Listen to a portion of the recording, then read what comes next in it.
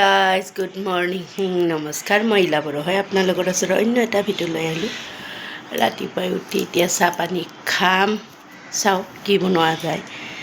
আলু আনিছিলোঁ কালি, অলৰেডি ভিডিঅ'ত আপোনালোকে দেখা পাইছে। সেই আলু বইল কৰিম। আলু মানে কি আলু বুলি কয় এইটো নামটো আমি বড়োবিলাকে ঠা আলু বুলি কওঁ, কিন্তু এতিয়া অসমীয়াত বা এতিয়া আলুৰ নাম কি কয় নাজানো, আপোনালোকে কমেণ্ট বক্সত জনাই দিবচোন। কালি দেখাই পাইছে শিমিলি আলু, সেই শিমিলি আলু বইল কৰিম, তাৰপিছত চাহ খাম। আৰু কাপোৰ ধুই থাকাতে গা ধুই থাকাতে পানী শেষ হৈ দিলে। আজি জানাই পানী কিনিলে কোনটো টাইমত কেনেকৈ শেষ হয় পাত্তাই নাপাওঁ। কালি ডিউটিৰ পৰা অহাও পূৰা ৰাতি হৈ গ'ল। মই ওপৰত চেণ্টেক্সটো চাব নগ'লোঁ। এতিয়া পানী গাড়ী মাতিছোঁ, যোনটো পানী গাড়ী আমাক পানী দিয়ে সেই ল'ৰাটো কৈছে, বাইদেউ মোৰ গাড়ীখন বেয়া হৈছে, অকণমান বেলেগ গাড়ী পঠাই দি আছে।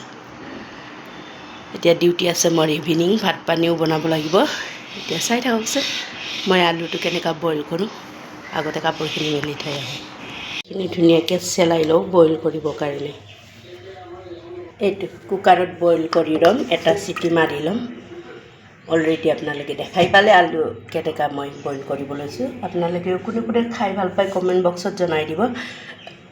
আৰু মোৰ ভিডিঅ'টো যদি চোৱাৰ কাৰণে ইণ্টাৰেষ্টিং হয় লাইক কৰিব, কমেণ্ট কৰিব, শ্বেয়াৰ কৰিব। Bye bye.